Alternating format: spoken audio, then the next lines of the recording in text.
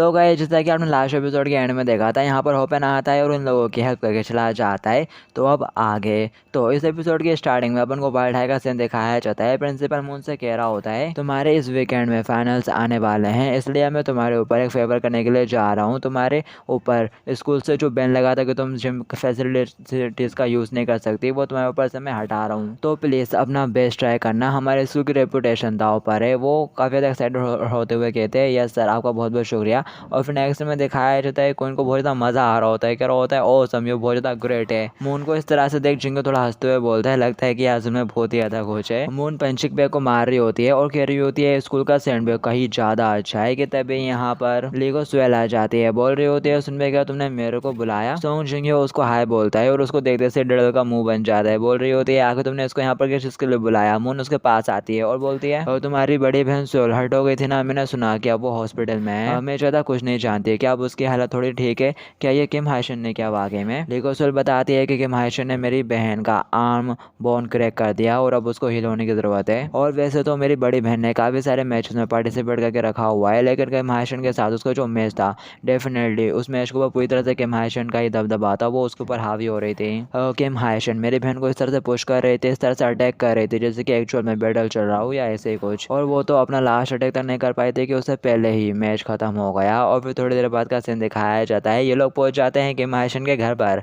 Xingu बोल रहा होता है आखिर आप लोग किम हाइशन के घर पर क्या करने के लिए आए हैं। रेडल भी बोलती है हाँ आखिर अपन लोग यहाँ पर क्यों आए हैं, मेरा गोल्डन सैटरडे बर्बाद हो रहा है। मून बोलती है वो एक ऐसी बंदी है जिससे आप लोग बिल्कुल भी कम नहीं आ सकते, और मैच से पहले एक बार तो कम से कम मेरे को उसको देखना है और वो मेरे को साइकोलॉजिकली आउट करने की कोशिश करेगी, बिल्कुल उसी तरह जिस तरह से उसने लीगो सोएल की बड़ी बहन सोएल को हरा दिया था।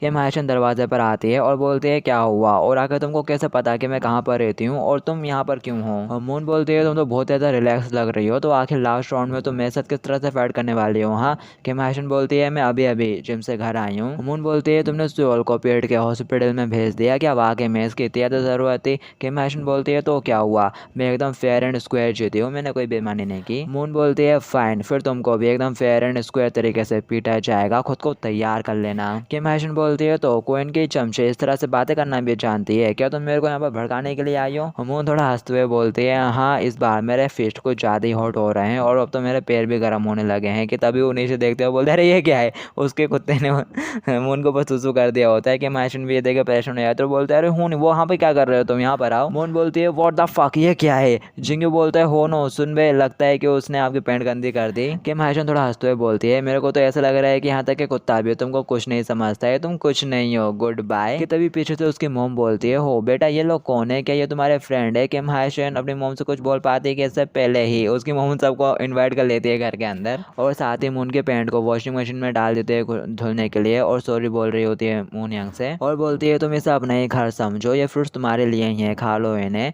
मून बोलती है आपका शुक्रिया। आंटी कहती है ओ तुम कितनी ज़्यादा नाइस हो, मेरे को तो कभी पता ही नहीं था कि मेरे किम हाइशन के इतने क्यूट फ्रेंड्स हैं। मून बोलती है थैंक्स। आंटी कहती है मैं उसके लिए काफ़ी ज़्यादा परेशान रहती हूँ, वो कभी भी अपने फ्रेंड्स को घर पर लेकर नहीं आती, लेकिन तुम इस बार यहाँ पर आए मेरे को काफ़ी ज़्यादा अच्छा लगा। और साथ ही आंटी वहीं बैठ आती है और बोल रही होती है कि तुम दोनों साथ में एक्सरसाइज करते हो, ये तो काफ़ी ज़्यादा अच्छी बात है, ज़्यादा फाइट मत करो करो और ख़ुद को हेल्दी रखने की कोशिश करा करो। मून बोलती हैं हाँ आंटी जी, और वो और कुछ भी बातें करने लगती हैं उसके साथ, दिखाया जाता है। और वो मून से पूछ रही होती हैं ये स्ट्रॉबेरीज कैसी हैं। मून बोलती है काफ़ी ज़्यादा टेस्टी है, जबकि किम हाइशन कोने में बैठे हुए अपने नाखून चबा रही होती है, उसे काफ़ी ज़्यादा इरिटेशन हो रही होती है जैसे। और जिंगू नोटिस करता है किम हाइशन को और मून को भी, और सोचता है भले ही ये दोनों आपस में दुश्मन है लेकिन फिर भी ये पेरेंट्स को अच्छी चीज़ें दिखाने की ही कोशिश कर रहे हैं। किम हाइशन की मोम बोलती है मेरे किम हाइशन हमेशा से ये काफ़ी ज़्यादा ब्राइट चल रही है, वो काफ़ी काइंड भी है। मून भी बोलती है हाँ हाँ ऑफ कोर्स हम इस बारे में जानते हैं काफ़ी अच्छे से, जबकि किम हाइशन थोड़ी अजीब सा परेशान होने लगती है, बोल रही होती है मोम आखिर आप ये किस तरह की बातें करने बैठ गई। जिंगू सोचता है तो शायद इसे ही कॉम्बैट ऑनर बोलते हैं या वाकई में ये काफ़ी अच्छी साइट है। और फिर दिखाया जाता है कि हाइशन की मोम मून से बातें करती जाती हैं और मून भी आगे से हाँ हाँ बोलती रहती है, और किम हाइशन ये सब देखकर परेशान हो रही होती है। और फिर थोड़ी देर बाद का सीन दिखाया जाता है, अब इन लोगों के पास बातें करने के लिए टॉपिक से ख़त्म हो जाते हैं, तो एक ऑकवर्डनेस छा जाती है यहाँ पर। जिंगू सोचता है ओ नो बातें करने के लिए तो सारी चीज़ें ही ख़त्म हो गई, और अभी भी आंटी यहीं पर है। मेरे को लगता है कि वो एक्सपेक्ट कर रही है एक सुपर फ्रेंडली टेरेटिव के लिए कि हम लोग बहुत ज़्यादा फ्रेंडली होकर आपस में बातें करें, शायद इस चीज़ के लिए वो भी यहीं पर हैं। दिखाया जाता है आंटी मुस्कुराते हुए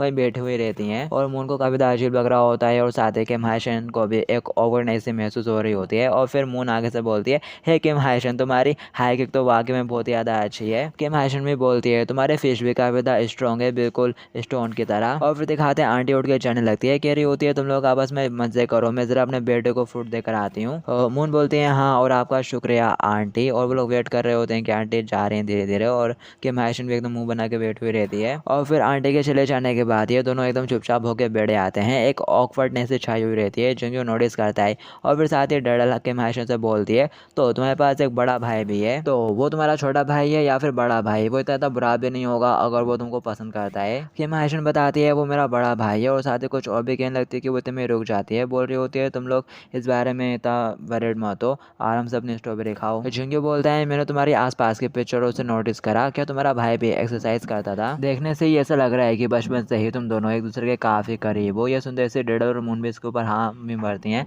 और बोल रहे होते हैं हम तुमसे थोड़ा जेलस हैं। किम हायशन गुस्सा हो जाती है, कह रही होती है सॉन्ग जिंगू नाटक करना बंद कर, और तुम लोग भी फ्रेंडली बिहेव करना बंद कर दो, शट अप। डेडल बोलती है आखिर तुम हमारे सॉन्ग जिंगू से इस तरह से बात क्यों कर रही हो? मून भी कहती है आखिर तुम्हारी प्रॉब्लम क्या है?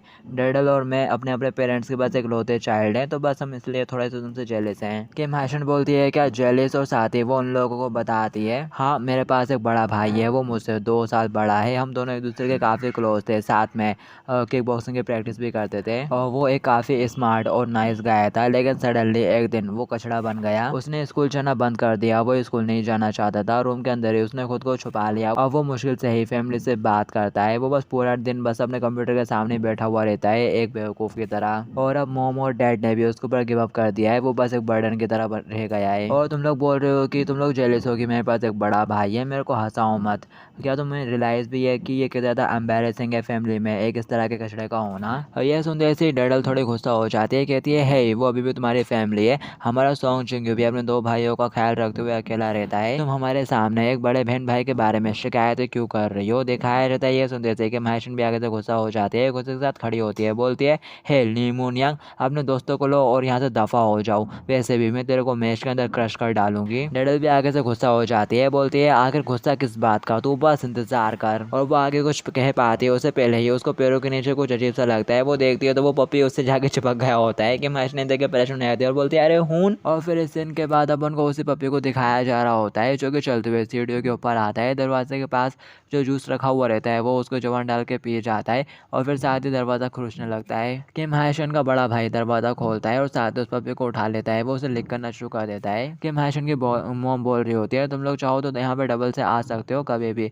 तुम लोग काफ़ी अच्छे बच्चे हो, और जिंगू तुमने कहा कि तुम यहीं आसपास ही रहते हो तो आते जाते रहा करो। ये सुनने के बाद जिंगू कह रहा होता है हाँ हाँ आपका बहुत बहुत शुक्रिया मैम, जबकि किम हायशन को भी अपनी मम्मी को दिखाने के लिए हंसना पड़ रहा होता है और बोल रही होती है bye bye my friends. Moon भी बोलते हैं हाँ बाय बाय किम हायशन, कल मिलते हैं। जिंगू सोच रहा होता है मैंने ये बिल्कुल भी एक्सपेक्ट नहीं करा था सुनबेस और किम हायशन के बीच, आखिरकार ये लोग काफ़ी मैच्योर हो रहे हैं और मुझे अभी भी इनसे काफ़ी कुछ सीखना है। कि तभी सॉन्ग जिंगू की नज़र खिड़की पर जाती है, उसके भाई वाले रूम की खिड़की पर दिखाया जाता है उसका भाई देख रहा होता है सॉन्ग जिंगू की तरफ ही, और सॉन्ग जिंगू भी इस बात को नोटिस कर लेता है, वो भी उसी की तरफ देख रहा होता है। कि तभी मून आवाज़ लगाती है सॉन्ग जिंगू चलो चलते हैं, वो कहता है हाँ हाँ आया। और फिर नेक्स्ट दिन रात का दिखाया जाता है, ये लोग काम पर होते हैं और डैडल और वो चोई जाने लगते हैं सॉन्ग जिंगू की मदद करने के बाद, और फिर सॉन्ग जिंगू बचा कुचा काम खुद करता है। सॉन्ग जिंगू किम हायशन के बड़े भाई के बारे में ही सोच रहा होता है, कह रहा होता है ये पूरे दिन मुझे परेशान करता रहा, वो कितनी गौर से घूर रहा था, आखिर वो इतनी गौर से क्यों घूर रहा था, उसकी नज़रें कुछ और थी। और फिर साथ ही काम फिनिश करने के बाद वो चलते हुए जा रहा होता है, सोच रहा होता है मुझे इसके बारे में चिंता नहीं करनी चाहिए कि महेशन के घर में जो कुछ भी चल रहा है उससे आखिर मेरा क्या लेना देना। और फिर साथ ही जिंगू थोड़ा मोड़ साइड पर आ जाता है, सोच रहा होता है अगर मैं इस रास्ते से जाऊँगा तो मैं कि महेशन के घर पर पहुँच जाऊँगा, देखा जाए तो वो मेरे काफ़ी करीब रहती है। सोच रहा होता है क्या मेरे को सोच रहा होता है वो उसके महेशन के बड़े भाई के बारे में, कह रहा होता है वो एक हिकिकोमोरी है, नहीं वो काफ़ी डिफरेंट है, तो आखिर मुझे उससे क्या बुलाना चाहिए, कैसे बुलाना चाहिए। और फिर दिखाया जाता है सोचेंगे सोचते सोचते कि महेशन के घर के सामने पहुंच जाता है वो वाला रास्ता पकड़ के और खड़ा होता है और सोच रहा होता है डैमेट मेरे को यहाँ पर नहीं आना चाहिए था, मेरे पास इतना टाइम नहीं है कि मैं दूसरों की प्रॉब्लम्स के बारे में सोचूं, मेरे को यहाँ से चलना चाहिए। कि तभी पीछे से कि महेशन आ जाती है, कह रही होती है सॉन्ग जिंगू यहाँ तो मेरे घर के सामने क्या कर रहा है। जिंगू कहता है अरे कुछ भी नहीं, मैं तो बस आज इस रास्ते से अपने घर की तरफ जा रहा था। कि महेशन बोलती है तो जाना, और मेरा दोस्त होने का नाटक करने की कोई भी ज़रूरत नहीं है, जो कुछ भी पहले हुआ उसकी वजह से भी नहीं। तुम और मैं दुश्मन है और मैं तुम लोगों को क्रश कर दूंगी। और फिर साथ ही वो दरवाजे के पास पहुंच जाती है, कह रही होती है मॉम ये मैं हूँ। सॉन्ग जिंग सोच रहा होता है तो ये इस टाइम तक भी ट्रेनिंग कर रही थी, लग रहा है कि ये काफ़ी थकी हुई है। वैसे देखा जाए तो ये सही भी कर रही है क्योंकि इसकी फाइट तो ली मून यांग के साथ होने वाली है। अब मेरे को भी चलना चाहिए और अपनी सुनने की मदद करूंगा मैं भी। और फिर साथ ही जिंगयू की नज़र किम हायशन के बड़े भाई के रूम की तरफ पड़ती है, जिसमें लाइटें बंद हो चुकी रहती है या फिर विंडो बंद हो गई होती है। जिंगयू सोच रहा होता है अभी कुछ सेकंड पहले तो विंडो खुली हुई थी, लेकिन अब जस्ट एक सेकंड में उसने बंद कर दी। इतने में मैंने पलक झपकाई, उसने विंडो बंद कर दी। क्या वो मेरी तरफ ही देख रहा था कि तभी कोई सॉन्ग जिंगयू को पीछे से पकड़ लेता है और ये किम हायशन का बड़ा भाई ही होता है। सॉन्ग जिंगयू को दीवार से टिका देता है और कह रहा होता है आखिर तुम चाहते क्या हो, तुम हो कौन, आखिर तुम मेरे घर के ऊपर स्पाई क्यों कर रहे हो। सॉन्ग जिंगयू कहता है क्या तुम किम हायशन के भाई हो, मैं बस किम हायशन को जानता हूँ और मैं कि तभी उसका भाई कहता है यहाँ पर आना बंद कर दो प्लीज़, मेरे को अकेला छोड़ दो और यहाँ पर बिल्कुल भी मत आना। और फिर यहाँ से किम हायशन के बड़े भाई की स्टोरी चलना स्टार्ट हो जाती है। वो बता रहा होता है मेरे को काफ़ी ज़्यादा कॉन्फिडेंट था और बाकी लोगों को भी, यहाँ तक कि मुझे भी। जब मैं खुद को देखता था तो मैं खुद को एकदम परफेक्ट समझता था। जब मैंने हाई स्कूल में एंटर किया तब भी सब कुछ ठीक था, मैं काफ़ी ज़्यादा कॉन्फिडेंट था। मैंने चुप रहने की कोशिश की और किसी को पता नहीं चलने दिया कि मैं बहुत सारी एक्सरसाइज करता हूँ। मैं बस एक नॉर्मल स्टूडेंट था बाकियों की तरह। जो लोग सोचते हैं कि वो बड़ी मछली हैं वो हमेशा परेशानी का कारण बनते हैं। यहाँ तक कि मिडिल स्कूल में मैं भी, वो सब मेरे लिए बहुत ज़्यादा इनमेच्योर था, इसलिए मैं इनसे कोई भी लेना देना नहीं रखना चाहता था। वैसे भी मेरे पास एक काफ़ी अमेजिंग पेरेंट्स थे और एक प्यारी सी छोटी बहन। मैं बस इस बात के लिए काफ़ी ज़्यादा थैंकफुल था कि मैं बहुत ज़्यादा कठिनाइयों का सामना किए बिना बड़ा हो रहा हूँ। वाकई में मेरे को तो ऐसा लगता था जैसे कि ये एक ब्लेसिंग है और मैं एक वाकई में अच्छा पर्सन बनना चाहता था। पहला साल तो आराम से स्मूथली कट गया, लेकिन वो डिलिक्वेंट और भी ज़्यादा अनोइंग और बोल्ड होते जा रहे थे और मुझे आश्चर्य होने लगा था कि उन लोगों के गंदे व्यवहार से खुद को दूर रखकर मैं सही कर रहा हूँ। मैं इतना कॉन्फिडेंट था, अब मुझे इतना विश्वास था अगर उन लोगों ने मेरे को मारने की कोशिश भी की तब भी वो मुझे छू भी नहीं पाएंगे। और मुझ में ऐसा कॉन्फिडेंट भी था कि मैं हर किसी को प्रोटेक्ट कर सकता हूँ, लेकिन सबसे बढ़कर मुझे विश्वास था कि मैं उनकी चाल में नहीं फंसूंगा और खुद के ऊपर कंट्रोल रखूंगा। और फिर दिखाया जाता है कि महेशन का भाई उन बुली से बोलता है शायद हे अब बहुत हुआ। उन सारे पुलिस का ध्यान भी किम हायशन के बड़े भाई की तरफ चला जाता है। उसका बड़ा भाई मुस्कुराते हुए उन लोगों से कह रहा होता है अपन सभी लोग क्लासमेट्स हैं यार, इसलिए अपन को यहाँ पर आपस में फाइटिंग नहीं करनी चाहिए। और फिर इसके बाद हमें दिखाया जाता है वो पुलिस लोग किम हायशन के भाई के ऊपर ही अटैक करना शुरू कर देते हैं, बट किम हायशन का भाई काफ़ी ज़्यादा स्ट्रॉन्ग होता है और वो लोग उसको मार नहीं पा रहे होते हैं, वो इसलिए उनके सारे अटैक्स को ब्लॉक कर रहा होता है। वो बंदा कह रहा होता है यू लिटिल शिट, तेरे को क्या लगता है कि तो बहुत ज़्यादा महान है, हाँ मैं तेरे को मार डालूंगा यू बास्ट। और साथ ही वो उसे पंच मारता है, बट किम हायशन का बड़ा भाई आसानी से उनके पंच से खुद को डॉज कर लेता है। कह रहा होता है इनके पंच तो काफ़ी ज़्यादा स्लो हैं। तभी एक बंदा कुर्सी उठाते हुए भगते हुए आता है और कह रहा होता है साइड में हट जा, इसको तो मैं क्रश करूंगा। किम हायशन का बड़ा भाई सोच रहा होता है ये लोग अब बहुत ज़्यादा जा रहे हैं, लिमिट क्रॉस कर रहे हैं, ये लोग तो बहुत ज़्यादा एरोगेंट है, इनको क्या लगता है कि अडल्ट हैं। हाँ, और साथ ही वो एक को ऐसे मारते हुए स्लैप करते हुए दूर धकेल देता है और जो कुर्सी आ रही थी उसकी तरफ उसको भी लात मारते हुए साइड में उड़ा देता है। ये देख के वो बंदा काफ़ी ज़्यादा घबरा जाता है। लेकिन यहाँ पर एक बड़ी प्रॉब्लम, यहाँ पर किम हायशन का बड़ा भाई कुछ ज़्यादा ही अच्छा बनता है। जिस बंदे को उसने डरा के नीचे गिरा दिया था ना स्लैप करके, वो हाथ बढ़ाता है उसकी तरफ, कह रहा होता है सॉरी, कहीं तुम्हें मेरी वजह से लग तो नहीं गई, मैंने तो बस खुद को बचाने के लिए तुमको थोड़ा पुश कर दिया था, कहीं तुम्हें लगी तो नहीं। चलो आप लोग ये सब यहीं पर स्टॉप करते हैं, मैं एक एथलीट हूँ और मैं वाकई में यहाँ पर तुम लोगों से फाइट नहीं करना चाहता। चलो अपन सभी लोग यहाँ पर एकदम दोस्तों की तरह रहते हैं, तुम लोगों को किसी को भी बुली करने की कोई ज़रूरत नहीं है प्लीज़। दिखाया जाता है वो लोग उसके बर्ताव से काफ़ी ज़्यादा वियर्ड महसूस कर रहे होते हैं वो पुलिस। किम हायशन का भाई सोच रहा होता है मेरे को लग तो रहा था कि इस प्रॉब्लम को मैं एक बार में सॉल्व नहीं कर सकता, कि तभी कोई बड़ा बंदा आकर उसके कंधे के ऊपर हाथ रखता है और कह रहा होता है मैंने सुना कि तू लंच पीरियड के दौरान कुछ ज़्यादा तेज चल रहा था, चल कॉन्टे में थोड़ा बात करते हैं। और फिर दिखाया जाता है ये लोग किसी पार्क में आते हैं। किम हायशन के बड़े भाई ने उन लोगों को पीट दिया होता है, पर अच्छे से नहीं, वो डोज डोज करते हुए हल्का फुल्का मारा होता है और वो कह रहा होता है मैं काफ़ी ज़्यादा थक चुका हूँ, चलो अब यहीं पर एंड करते हैं। और साथ ही उनमें से कोई भी उठने की हालत में नहीं था, वो सभी काफ़ी थक चुके थे। किम हायशन का भाई बोल रहा होता है मैंने तो काफ़ी टाइम तक उन्हें डोज करा था, बस मुश्किल से थोड़े बहुत ही मारे होंगे, लेकिन अब ये उनका रोज़ रोज़ का हो गया। लेकिन इन सब के बावजूद अब उन लोगों ने मेरे को परेशान करना भी शुरू कर दिया था। दिखाया जाता है वो बुली पीछे से किताब फेंक के मारता है। किम हायशन का बड़ा भाई पीछे उसकी तरफ मुड़ते हुए देखता है तो वो आगे से छिटकते हुए कहता है क्या हो रहा है तेरे को, इस तरह से घूर के क्यों देख रहा है, हाँ क्या चाहिए तेरे को। और फिर नेक्स्ट सीन में दिखाया जाता है कि महेश का बड़ा भाई के महेश के साथ होता है। वो लोग बातें करते हुए जा रहे होते हैं कि तभी किसी दुकान से वही पुलिस निकलते हैं और उनकी नज़र के महेश के बड़े भाई की तरफ पड़ती है कि महेश का बड़ा भाई भी उनको देखता है। और फिर दिखाया जाता है वो ऐसे एक दिन चलते हुए जा रहा होता है कि वो फिर से वही पुलिस आकर उसका रास्ता रोकते हैं कि महेश का बड़ा भाई बोलता है अरे नहीं, तुम लोग फिर से आ गए, चलो स्टॉप करते हैं ये सब। आखिर तुम लोग हमेशा मुझसे फाइट ही क्यों करना चाहते हो? हाँ, क्या अपन सब लोग दोस्त बनकर नहीं रह सकते? और वो लोग बोलते हैं अपनी बकवास बंद करके। महेश का बड़ा भाई बोलता है जो भी हो मैं तो जा रहा हूँ, तुम लोग मेरे को प्लीज़ अकेला छोड़ दो। ये सुनते से एक बास्टर्ड एक बुली उनमें से कहने लगता है ज़रा देखो तो इस बेवकूफ़ को, ये अपन से भागने की कोशिश कर रहा है, तेरे को क्या लगता है कि तू क्या कर रहा है? हाँ। और फिर तभी उनमें से एक कहने लगता है ज़रा इसको तो देखो, ये कह रहा है कि अपन के साथ फाइट नहीं करना चाहता। और हाँ, तू बोल रहा था ना तूने इसकी लिटिल सिस्टर को देखा है। तभी वो पीछे से चिल्लाता हुआ कहता है हाँ, मैंने उस कुतिया को देखा है, चलो अब लोग उसको पकड़ कर यहाँ पर ले आते हैं। दिखाया जाता है अपनी बहन के बारे में ये सुनते से वो गुस्सा हो जाता है और पीट देता है उन लोगों को। और फिर नेक्स्ट सीन पुलिस स्टेशन का होता है। पुलिस वाला के महेश के बड़े भाई को डांट रहा होता है, कह रहा होता है you little city fight faster, तुम लोग ऐसे सड़क पे क्यों फाइट कर रहे थे? हाँ, तुमको क्या लगता है कि तुमको ऐसा कूल गैंग मेंबर हो या ऐसे ही कुछ? और अब जब तक कि तुम्हारे टीचर यहाँ पर नहीं आ जाते तुम यहाँ से बिल्कुल भी हिलोगे भी नहीं। और तुम तो एक एथलीट हो ना, तो आखिर बच्चे को ऊपर हाथ क्यों उठा रहे हो? हाँ। कि महेश का बड़ा भाई उस पुलिस वाले से सॉरी बोलता है और उन पुलिस की तरफ देखता है। वो पुलिस तो इस चीज़ को भी काफ़ी ज़्यादा एंजॉय कर रहे होते हैं, जैसे उन्हें ये सब करके काफ़ी ज़्यादा मज़ा आ रहा होता है। और वो बोलते भी आगे से उससे तू बस इंतज़ार कर बेटा, मैं एंड में तेरे को क्रश कर दूंगा। कि महेश का बड़ा भाई भी घूर के उनकी तरफ देखता है और फिर वो बता रहा होता है उसके बाद से बुरी चीज़ें स्टार्ट होना शुरू हो गई कि महेश को उसके अपर क्लासमेट्स ने परेशान करना शुरू कर दिया और उन लोगों की वजह से मोम को भी हॉस्पिटल जाना पड़ा। ये सब उनका ही क्या धरा था? नहीं, मेरी वजह से मेरी पूरी फैमिली खतरे में पड़ गई। और फिर सादे खाने प्रेजेंट में आ जाते हैं। वो अपना सर पकड़ के बैठा रहता है, कह रहा होता है मैंने उनको मिस जज कर लिया, वो लोग कोई नॉर्मल पुलिस नहीं है। अगर वो किसी के पीछे पड़े आते हैं, किसी के पीछे आते हैं तो वो जब तक आते हैं जब तक कि वो बंदा टूट ना जाए, चाहे इसमें कितना भी टाइम क्यों ना लग जाए। और फिर वो सोचेंगे उससे कहने लगता है तुम वाकई में कि महेश के दोस्त हो ना, कहीं तुम मुझसे झूठ तो नहीं बोल रहा है? सोचेंगे सोच रहा होता है ये बंदा कितने टाइम से अपनी पास स्टोरी सुनाया जा रहा है और साथ ही वो उससे बोलता है। शिंगू कहता है आगे तुम पूरे टाइम अपने रूम के अंदर क्यों रहते हो? तुम तो ऑलरेडी उस स्कूल से ग्रेजुएट हो चुके हो ना।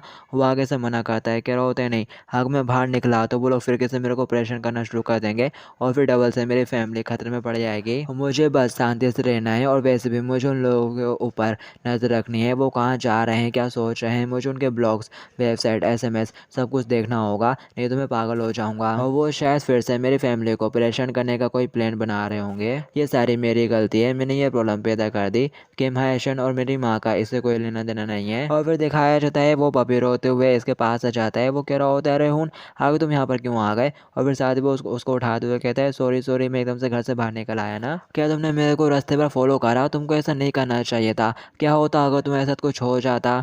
और फिर साथ ही चुंग्यू बोलता है ये दुनिया काफ़ी ज़्यादा अजीब प्लेस है, मैं हमेशा से बुली होता रहा हूँ लेकिन तुम मेरे से काफ़ी डिफरेंट हो। मैं हमेशा से बुली होता रहा हूँ और तुम मेरे से काफ़ी डिफरेंट हो, लेकिन फिर भी क्यों अपन दोनों सेम सिचुएशन में फंसे हुए हैं। मुझ में किसी को भी प्रोटेक्ट करने की स्ट्रेंथ नहीं है और तुम इतने समय तक अपनी फैमिली को प्रोटेक्ट करने में कामयाब होने के बावजूद तुम ऐसे क्यों रहते हो आखिर? उसकी बात सुन के वो भी थोड़ा हैरान हो जाता है। और फिर नेक्स्ट सीन वाइल्ड हाई का दिखाया जाता है। मून जो इसे ट्रेनिंग करवा रही होती है, बोल रही होती है ज़रा और ज़ोर से मारो, पावर पुट करो, अपने एक्नल का यूज़ करो, तुम इतनी जल्दी थक नहीं सकते, जल्दी से अपने कार्ड को ऊपर करो और कंटिन्यू करो। वो बोलता है ओके और साथ ही पंच मारता है। मून बोल रही होती है तुमने फिर से अपने गार्ड को लो कर दिया, ऐसा करना बंद करो, अच्छे से अटैक करो गार्ड को अप करते हुए और ज़रा जोर से पंच करो यार, अपने लोअर बॉडी और अपर बॉडी को थोड़ा स्पिन करते हुए पंच करो। वो कह रहा होता है ओके और फिर साथ ही जोर जोर से हाफने लगता है। मून बोल रही होती है आगे तुम हर बार क्यों सैंड बैग को मारते वक्त अपनी आंखें बंद कर लेते हो? क्या तुमने पहले कभी ऐसा नहीं करा?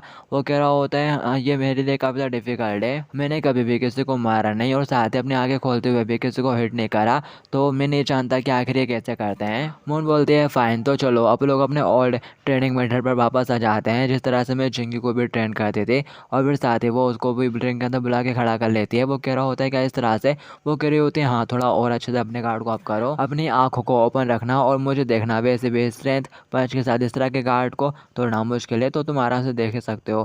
और ठीक है, अब इस तरह से मैं तुम्हें मारूंगी और तुम मुझे देखना। तो चलो अब तुम मुझे देखो, मेरे ग्लव को देखने की कोशिश करना। मैं हिट कर रही हूँ और साथ ही मून उसे हिट करती है। जैसे ही वो आंखें बंद कर लेता है फिरके से और डर के मारे वहीं बैठे आता है। मून बोलती है, ये क्या तुमने फिरके से अपनी आंखें बंद कर ली? यहाँ तक कि अभी तो मैंने तुमको एक जोर का हिट भी नहीं मारा था, मैंने तो तुम्हारे पेज को अच्छे से टच भी नहीं करा था, तुमने उससे पहले ही अपनी आंखें बंद कर ली। कि तभी यहाँ पर डडल आ जाती है और पूछ रही होती है क्या जिंगू यहाँ पर है? वो बोलते हैं नहीं, वो यहाँ पर नहीं आया। डडल बोलती है, हो मैन, लगता है कि वो अपने काम के लिए ऑलरेडी निकल चुका है। और साथ ही चोई के पास आ जाती है, कहती है पिद्दी क्या तुम अच्छे से अपनी कोशिश कर रहे हो, हार्ड ट्राई कर रहे हो? चोई बोलता है हाँ, लेकिन कुछ भी अच्छा नहीं चल रहा है। मून डडल की तरफ ग्लव फेंकती है, बोल रही होती है लेसी की तरह वहाँ पर मत रहे, यहाँ पर आकर मेरी हेल्प कर, अपन दोनों इसको डेमोस्ट्रेशन दिखाते हैं। वो कह रही होती है, हाँ मैन, आखिर मैं ही क्यों, मैं तो बस यहाँ पर सॉन्ग जिंगू को देखने के लिए आई थी। और फिर साथ ही वो अंदर आने लगती है, बोल रही होती है अरे नहीं, मेरी जैसे एक नाजुक से लेडी को ये क्या क्या करना पड़ता है। मून बोल रही होती है ज़रा ध्यान से देखना चोई, तुमको ऐसे ही सब कुछ प्रिपेयर करना है। और फिर साथ ही वो गार्ड को ऑफ करने का दिखाते हैं, कह रही होती है तुम्हें इस तरह से अपनी बॉडी को ऑफ करना है, अपने गार्ड को ऑन करना है और डायरेक्टली अपने ओपोनेंट की तरफ देखना है और उसके अटैक्स को, मूव्स को प्रिडिक्ट करने की कोशिश करना है। और वो कहती है डडल अब चलो, अब तुम मेरे को हिट करो। डडल फटाक से उसके पाँव में मार देती है। फिर होना क्या था, वो दोनों आपस में लड़ना शुरू कर देते हैं। डडल बोलती है, मून बोलती है यू लिटिल रेड, आगे तो हमेशा ऐसे क्यों करती है, तेरी प्रॉब्लम क्या है? हाँ चल आज तो फाइट हो ही जाए। डडल भी कहती है फाइन, तेरे को क्या लगता है मैं तेरे से डरती हूँ पिगी, आ जा। और फिर थोड़ी देर बाद लड़ने झगड़ने के बाद डडल वहाँ से चली जाती है। मून बोल रही होती है कि तुमने देखा हम दोनों ने फाइट के दौरान अपनी आंखें बिल्कुल भी बंद नहीं करी थी और यही बेसिक है, अगर तुम देखोगे नहीं तो ब्लॉक और अटैक कैसे कर पाओगे। और साथ ही वो ऑफ करके तैयार हो जाती है, बोल रही होती है ठीक है अब तुम जरा मेरे को हिट करने की कोशिश करो, इट्स फाइन, जितनी जोर से हो सके तुम उतनी जोर से मेरे को मार सकते हो। वो कहता है क्या वाकई में मुझे करना होगा? और फिर साथ वो एकदम मरे हुए पंच से उसे हिट करता है शायद। ये देखे मून सोच रही होती है वाकई में इसके अंदर तो बिल्कुल भी कॉन्फिडेंस नहीं है, ये तो सॉन्ग जिंगू से भी ज़्यादा गया गुजरा है। ठीक है पहले मेरे को इसको थोड़ा विश्वास दिलाना होगा कि ये भी अपने पंच के साथ कुछ कर सकता है। और फिर साथ ही मून उसके ऊपर चिल्लाना शुरू कर देती है, बोल रही होती है कि तेरे अंदर इतना ही दम है? हाँ क्या तू इसे एक हिट बोलता है? तुमने मुश्किल से बस मेरे को टच करा होगा, क्या मजा आके क्या तू इस तरह से स्ट्रॉन्ग बनेगा? हाँ तुम्हें तो गिव अप कर देना चाहिए, तुम्हारे पंचेस तो एक किंडरगार्टन के बच्चे से भी ज़्यादा वीक है। वो कह रहा होता है नहीं नहीं मेरे को गिव अप नहीं करना, मैं अपनी तरफ से पूरे बेहतर करने की कोशिश करूंगा, मैं बेटर करूंगा। मून उसकी बात को काटते हुए कहती है चुप, तुम कुछ भी नहीं कर सकते, इस तरह से तुम कुछ भी नहीं कर पाओगे। वो कह रहा होता है नहीं मैं करूंगा ना। फिर कैसे मून उसकी बात को काटते हुए कहती है चुप, अगर कर सकता है तो फिर मेरे को मार के दिखा, मैं तेरे अटैक से बिल्कुल भी नहीं डरती, तो चल मेरे को दिखा तू क्या कर सकता है। वो भी आगे से पंप हो जाता है, कह रहा होता है मैं ये कर सकता हूँ। और फिर साथ ही वो थोड़ा जोर का मारता है मून को और फिर मून भी आगे से ओवर एक्टिंग करना शुरू कर देती है और बोलते हो नो ये हिडन पावर। मैं तो पूरी तरह से शॉक हो गए और साथ ही वहीं घुटनों के बाद बैठे आते कह रही होती है ओ मेरा सिर बहुत जोर से चकरा आ रहा है, इतना ज़्यादा डैमेज। ये देख के चोई घबरा जाता है, कह रहा होता है नूना क्या तुम ठीक हो गया, मैंने वाकई में इतनी जोर से मार दिया? मून बोल रही होती है ये तो बिल्कुल एक न्यूक्लियर पंच की तरह था। और वो मनी मन सोच रही होती है लगता है कि इतना काफ़ी है। और फिर चोई फटाक से साइड बैठ देखता है, कह रहा होता है क्या यहाँ पर कोई है जो मेरी हेल्प कर सकता है? मेरे को क्या करना चाहिए, क्या मैं एम्बुलेंस को कॉल करूँ? और फिर साथ ही वो पास जाके मून को चेयर से पकड़ लेता है और कह रहा होता है मेरी तरफ देखो नूना, क्या तुम ठीक हो, क्या तुम मेरे को देख पा रही हो मैं कौन हूँ? और फिर साथ ही वो फुसक फुसक के रोना शुरू कर देता है, कह रहा होता है मेरी वजह से तुम हर्ट हो गई, मुझे माफ़ कर दो नूना। मून सोच रही होती है हाय रे मैं तो मर गई, ये कितना ज़्यादा क्यूट है यार। और फिर इसके बाद हमें जिंगू की कार शॉप का सीन दिखाया जाता है। हुआंग बेड़ा बेड़ा सोच रहा होता है कुछ भी सही नहीं हो रहा है यार, सब कुछ गलत ही गलत हो रहा है, यह मेरे प्लान का हिस्सा नहीं है। वो वाइल्ड हाई की लड़कियाँ हर दिन यहाँ पर आकर मंडराती रहती थी, लेकिन हाल ही में ऐसा कुछ भी नहीं हो पा रहा है जिसकी वजह से मैं फिगर आउट नहीं कर पा रहा हूँ सब कुछ अच्छे से। और अब मैं यहाँ पर वर्क करने का रीज़न भी नहीं सोच पा रहा हूँ, वो सब डिसअपीयर होगा एकदम से। और ये सब कुछ इस सॉन्ग जिंगू की वजह से हो रहा है, इसने मेरी लाइफ को और ज़्यादा हार्डर कर दिया है। जब भी वो लड़कियाँ इसकी हेल्प करने के लिए यहाँ पर आती हैं वो उनको रिफ्यूज़ कर देता है। वो वाइल्ड हाई के बास्टर्ड्स में उन लोगों को एकदम स्लोली क्रश कर दूंगा। कि तभी यहाँ पर डडल जाती है, बोलती है स्नैक टाइम, उसको देखते ही वो खुश हो जाता है और फिर दिखाया जाता है वो उन लोगों के साथ बैठ के अच्छे से खाना भी खाना शुरू कर देता है। खाना खाते हुए जिंगू की नज़र सामने की तरफ पड़ती है, वो कहते हैं अरे ये कार। हुआन बोलता है अरे ये तो केमोपेन की कार है। हुआन कहता है ऑफ कोर्स, अब वो मेरी वजह से बहुत ज़्यादा सावधान हो चुका है, लगता है कि अब उसने असली में मेरे को नोटिस करना शुरू कर दिया है। तभी सॉन्ग जिंगू के दिमाग में कुछ आइडिया आता है। जोडो कह रहा होता है वो आज यहाँ पर नहीं है, सिर्फ वही दोनों हैं। ये तो काफ़ी अजीब है, जब भी हम उन्हें देखते थे तो वो हमेशा ही आसपास ही होते थे। होपेन कहता है ये लोग तो बस छोटे फ्राई हैं, मुझे तो बस को इनके बारे में जानना है, मुझे उसे पाने की ज़रूरत है। मुझे लगता है कि मैं वाकई में इमोशनली रूप से इसे नहीं निपट सकता, चाहे मैं कितना भी गुस्सा क्यों ना हो जाऊँ। किसी तभी सॉन्ग जिंगो इनकी गाड़ी के पास आ जाता है और विंडो खटखटाना शुरू करता है। वो विंडो खोलते हुए कहता है क्या चाहिए तुम्हें। जिंगो बोलता है क्या मैं तुमसे किसी फेवर के लिए पूछ सकता हूँ, मेरे को बस ऐसा लगा कि बस तुम ही हो जो मेरी हेल्प कर सकते हो। और फिर थोड़ी देर बाद का सीन दिखाया जाता है। जिंगो फिर से पहुंच जाता है कि माहेशन के घर पर और इस बार वो होपेन को भी लेकर आया हुआ रहता है। होपेन कहता है आखिर ये सब क्या है, आखिर आप लोग किसी अजनबी के घर के सामने इस तरह से क्यों खड़े हुए हैं। जिंगो कहता है बस इंतजार करो, वो जस्ट अभी बाहर निकल के आते ही होगा, इस तरह से इंतजार करते रहो, वो देखो वो आ रहा है। और फिर दिखाया जाता है कि महेशन का बड़ा भाई खिड़की खोलते हुए बालकनी पर आता है और फिर साथ ही वहीं बालकनी से कूद जाता है, नीचे लैंड करता है कुत्ते के साथ। और फिर इसके बाद हमें दिखाया जाता है किसी पार्क का सीन। उसी पपी को दिखाया जा रहा होता है जो कि अपने दुम मिला रहा होता है और साथ ही होपेन को चाटे जा रहा होता है। ये तीनों होपेन को इस तरह से देखे काफ़ी ज़्यादा हैरान हो रहे होते हैं। होपेन उस पपी की कंपनी को काफ़ी ज़्यादा एंजॉय कर रहा होता है, कह रहा होता है रुक जाओ लिटिल क्यूटी, तुम कहता था क्यूट हो यार। दिखाया जाता है जिंगो कहता है अरे अभी हमारी बातें भी फिनिश नहीं हुई थी, जबकि चगडू कह रहा होता है अरे बिग बॉस आपके इमेज। होपेन उस पपी की कंपनी को कुछ ज़्यादा एंजॉय कर रहा होता है कि तभी उसकी नज़र पड़ती है कि यहाँ पर बाकी लोग उसको देख रहे हैं, तो वो डबल से टफ ऐड करने लगता है और कह रहा होता है अच्छा तो तुम ये सब कुछ अपनी फैमिली को प्रोटेक्ट करने के लिए कर रहे हो। कि महेशन का भाई बोलता है हाँ। होपेन बोलता है तो क्या हुआ, तुम तो बस अपनी लाइफ डर में जी रहे हो उन बंदों की वजह से।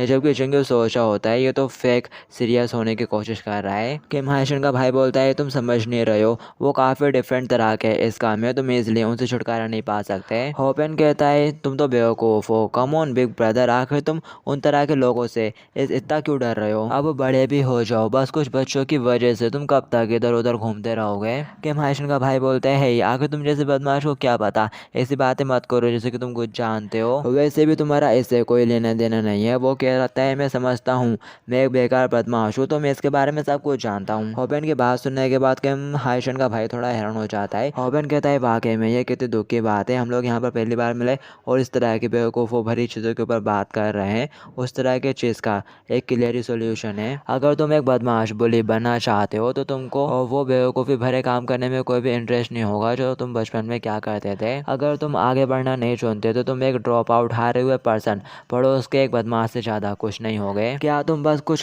पड़ोस के कुंडों को बहुत ज़्यादा ही इंपॉर्टेंस नहीं दे रहे हो, आखिर तुम अभी भी उनके बारे में अपने ही भ्रम में क्यों फंसे हुए हो। क्या तुम वाकई में इसी तरह से अपनी फैमिली को प्रोटेक्ट करते हो, क्या यही तुम्हारी फैमिली है जिसे तुम जानते हो। और फिर साथ ही वो जगड़ू को आवाज़ लगाते हुए कहता है हे जगड़ू यहाँ पर आओ और मेरी हेल्प करो। वो आता है बोलता है यस बॉस।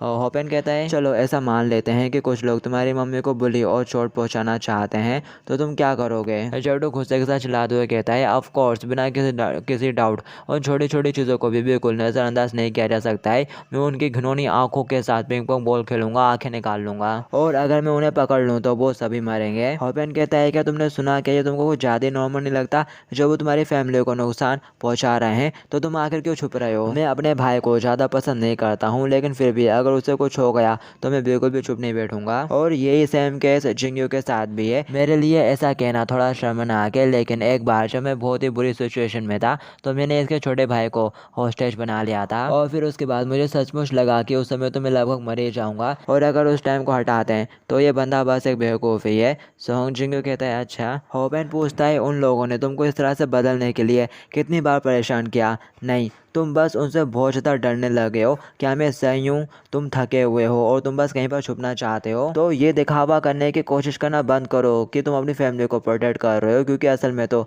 तुम बस कहीं छुपना चाहते हो। और क्या तुमको वाकई में नहीं लगता है कि ये एकदम स्टूपिड और डरपोक भरा एक्सक्यूज है। दिखाया जाता है उसकी बात सुनते से कि महेशन का भाई गुस्सा हो जाता है, उसे कॉर्ड से पकड़ लेता है और चिल्लाते हुए कहता है आखिर तुम जैसा बुली इसके बारे में क्या ही जानता है। कि तभी होपेन उसके पेट में एक जोर का मुक्का मार देता है। आखिर तुम मेरे ऊपर इतना गुस्सा क्यों हो रहा है, मेरे शर्ट क्यों पकड़ रहा है, जरा अच्छे से ठंडे दिमाग से सोचने की कोशिश कर, कम से कम उसके साथ ऑनेस्ट तो रहे। तुम तो बस कहीं पर छुपना चाहते हो क्योंकि तुम्हारे लिए ये कन्वीनियंट है, तुम कभी भी उन बास्टर्ड्स को मारने नहीं चाहते, हराने नहीं चाहते, पीटने नहीं चाहते। और सोच जिंगो तूने इस तरह के कचड़े के लिए मेरे को यहाँ पर बुलाया, ये कितना स्टूपिड था।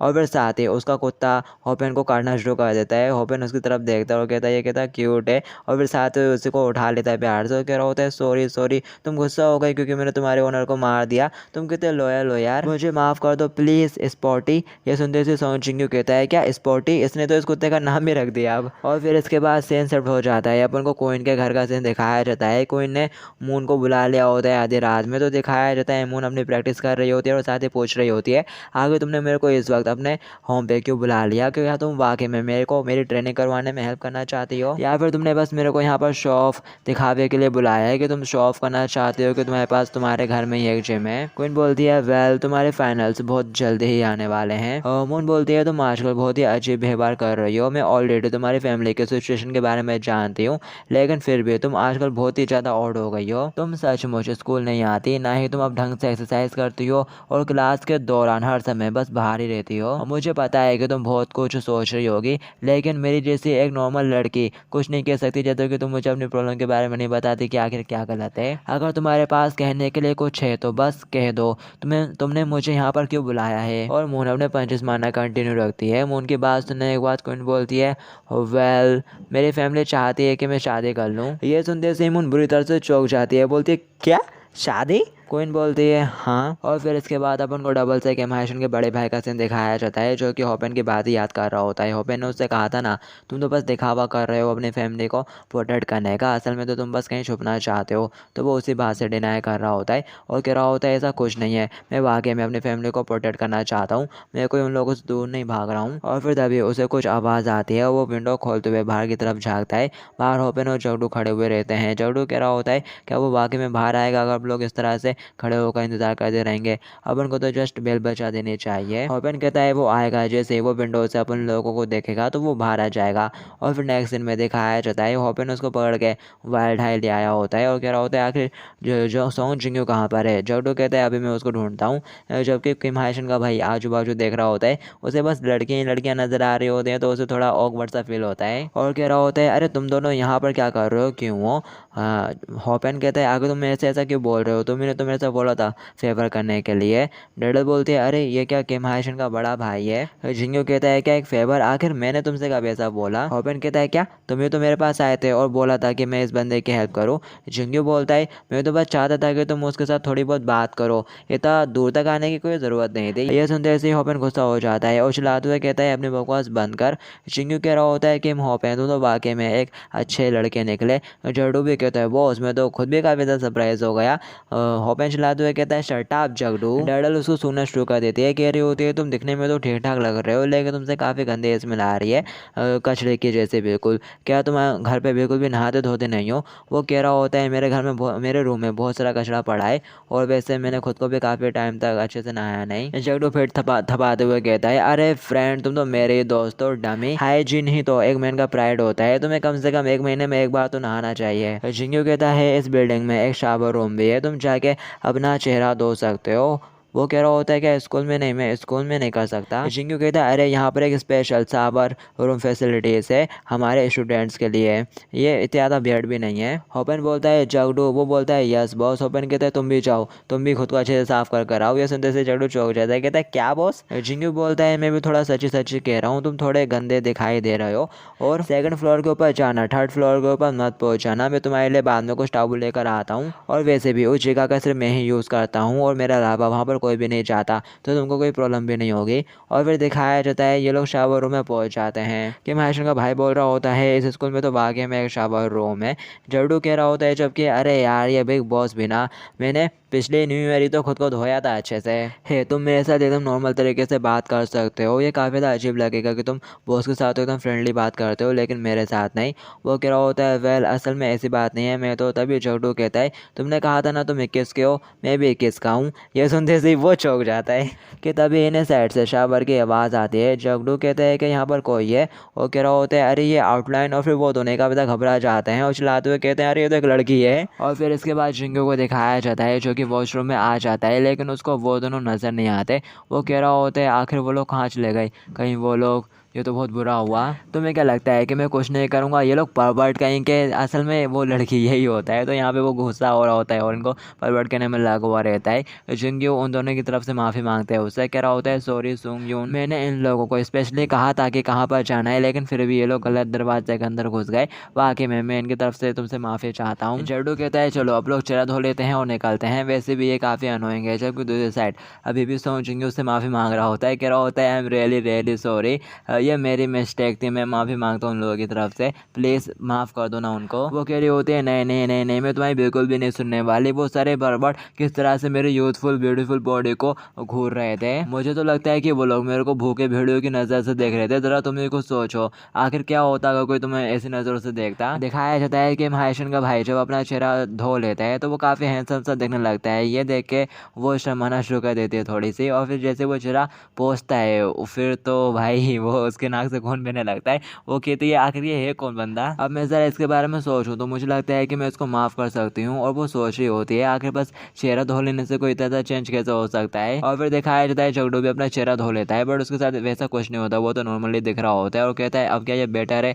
दिखाया जाता है उसको देख के वो भी चिल्ला रही होती है, कह रही होती है ज़रा देखो तो इस ओल्ड मैन को कितना परवर्ट है, मैं इसको कभी भी माफ़ नहीं करने वाली। और फिर नेक्स्ट सीन में दिखाया जाता है जिंगू कह रहा होता है अब मेरे को अपने काम पर जाना है, इसलिए मैं तुम्हारे साथ नहीं चल सकता। हॉबेन बोलता है क्या, तुम ही तो थे जिन्होंने मुझसे बोला था इसकी हेल्प करने के लिए, और तुम ऐसा कर रहे हो। कि तभी उसको क्वीन और उसका ड्राइवर नज़र आता है। ड्राइवर आवाज़ लगाता है जिंगू, वो भी देखता है और साथ ही क्वीन के पास पहुंच जाता है। पूछा होता है क्या तुम घर जा रही हो। ड्राइवर बोलता है हमारे पास अभी भी 5 मिनट बाकी है, तो तुम लोग आपस में बातें कर सकते हो। जिंगू पूछता है कि तुम हाल ही में काफ़ी बिजी हो, दुबई ट्रिप के बाद से ही तुम अच्छे से स्कूल अटेंड नहीं कर पा रही हो। क्वीन बोलती है हाँ अब मेरा छोटा भाई सब कुछ अकेले तो नहीं संभाल सकता ना, तो मुझे भी हेल्प करनी पड़ती है। कि महाशन का भाई पूछा होता है आखिर आप लोग इस तरह से क्यों छुपे हुए हैं। जोडू भी कहता है हाँ आखिर वो सब लोग इस तरह से क्यों छुप गए। हॉबन सोचा होता है मैं भी नहीं जानता कि आखिर मैंने अचानक से ऐसा क्यों करा, बस छुप गया मैं। जिंगो बोलता है मैंने मून सुनबे से सुना तुम्हारी शादी होने वाली है या फिर ऐसे ही कुछ। ये बात सुनने के बाद कोई थोड़ी नर्वस सी हो जाती है, बोल रही होती है वेल मेरी फैमिली ने ये अरेंज करा है, इसलिए इस मैटर में मेरे पास काफ़ी कम चॉइस है। इस शादी के साथ वो बस 2 कंपनियों के मर्ज को और ज़्यादा सिक्योर करना चाहते हैं।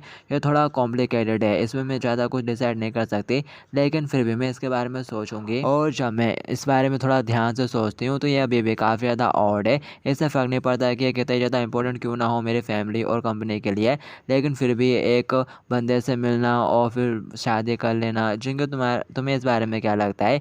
जिंगू बेचारा भी शर्मा जाता है, कह रहा होता है वेल मैं भी इन चीज़ों के बारे में ज़्यादा कुछ नहीं जानता, लेकिन आखिर कौन ही जानता है, हो सकता है कि जिस बंदे से मिलो तुम वो अच्छा हो, और अगर वो वाकई में काफ़ी अच्छा पर्सन निकलता है तो तुम उसको कम से कम एक मौका तो दे ही सकती हो। दिखाया जाता है ये सुनते से को इनका पूरा चेहरा उतर जाता है, मूड खराब हो गया जैसे उसका। वो बोलती है अच्छा तुम्हें ऐसा लगता है, और फिर साथ ही वो मुड़ के गाड़ी में बैठ आती है, कह रही होती है चलो ड्राइवर चलते हैं। पार्क कह रहा होता है मिस लेकिन हमारे पास अभी भी थोड़ा टाइम है। कोई चलाते हुए कहती है चलो यहाँ से, मैंने बोला ना। और फिर पार्क में मुंह बना लेता है और कह रहा होता है हो माय जिंगू तुम तो अभी भी कितने ज़्यादा यंग हो यार, तुम्हें थोड़ा देखना चाहिए था, समझना चाहिए था कि आखिर वो क्या कहना चाहती है। जिंगू हैरान होते हुए पूछता है आखिर मैंने ऐसा क्या कर दिया। पार्क बोलता है वैसे इस चीज़ का आंसर तो ऑलरेडी उसने डिसाइड करके रखा हुआ था, तुम्हें बस उसको बोलना था। तुम वाकई में लड़कियों के माइंड को बिल्कुल भी अच्छी तरह से नहीं समझते। और फिर साथ ही जगडू उसको जाते हुए बोल रहा होता है टाइम मिला तो मैं तुमको रोमांस के बारे में अच्छे से क्लासेस दूंगा। और साथ ही वो गाड़ी में बैठता है और निकल जाता है। और फिर जिंगू भी थोड़ा उदास परेशान खड़ा रह जाता है। और फिर इसके बाद हमें रात का सीन दिखाया जाता है कि हाईशन के भाई को, जिसको वो लोग किसी पीसी कैफेटेरिया में ले आए होते हैं, और जगडू उसको उसी बंदे को दिखाया जा रहा होता है जो कि बचपन में इसे बुली क्या करता था। वो कह रहा होता है देखो जो एंड में बैठा हुआ है ना, जो तुमको बचपन में हार्स करता था, ये उन्हीं लोगों में से एक है। ये ग्रेजुएशन के बाद से 2 साल से बेरोजगार बैठा हुआ है, ये अपना सारा टाइम बस यहीं पर बर्बाद करता रहता है। जगडू बताता है मैंने इसके बारे में थोड़ी इन्वेस्टिगेशन की, इसने कई सारी जॉब के ऊपर ट्राई करा था, लेकिन इसके ग्रेड्स काफ़ी ज़्यादा ख़राब थे, तो कौन ही कंपनी इसको अपने काम पे रखना चाहेगी, तो ये ज़्यादा सरप्राइज़ की बात नहीं। और फिर दिखाया जाता है जगडू उसको दूसरी जगह पर लेकर आता है, एक डिलीवरी सर्विस वाली कंपनी के पास।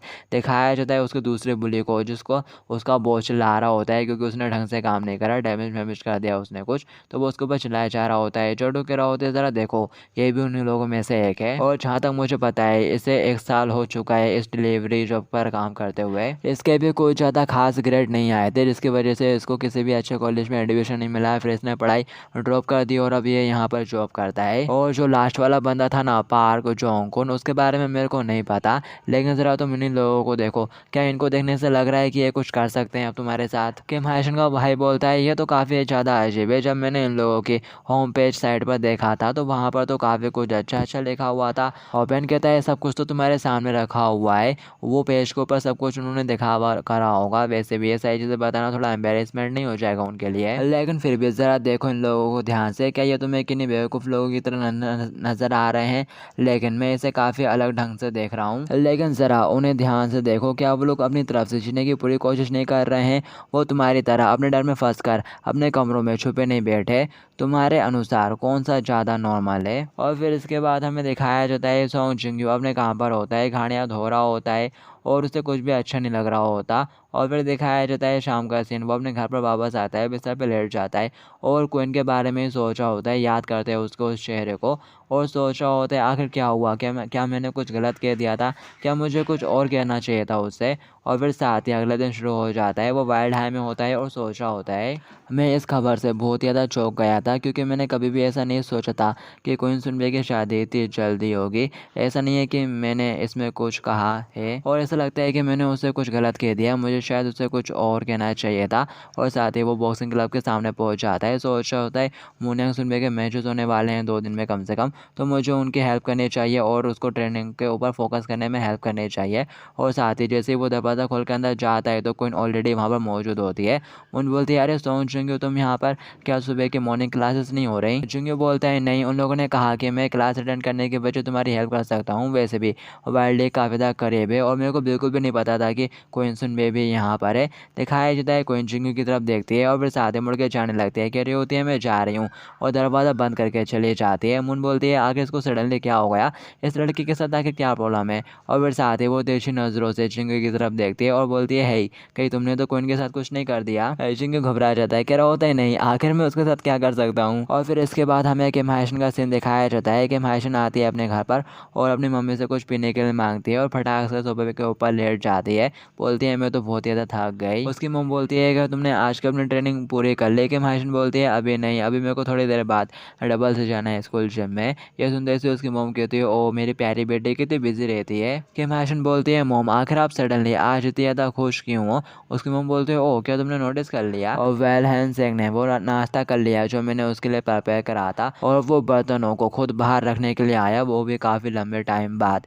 यह सुनते से किम हायशन भी थोड़ी चौंक जाती है, बोलती है क्या सच में भाई ने ऐसा करा? और फिर इसके बाद हमें उसी पप्पी को दिखाया जाता है जो कि भाई किम हायशन के भाई के पास लेटा हुआ रहता है।